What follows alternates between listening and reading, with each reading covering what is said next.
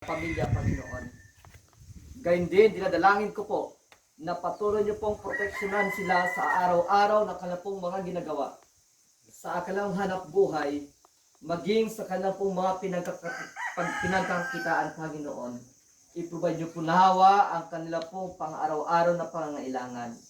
Dinadalangin ko rin po na ang tahanang ito ay inyo pong pagpapalain, Panginoon. Ingatan ang bawat sulok ng tahanang ito na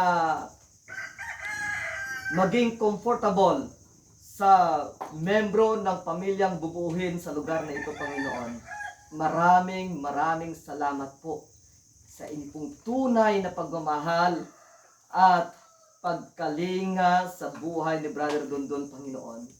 Maraming salamat po sa lahat ng pagpapala, pag-iingat na inyong pong pinagkaloob sa pamilya ng Tagbarong Seventh-day Adventist members.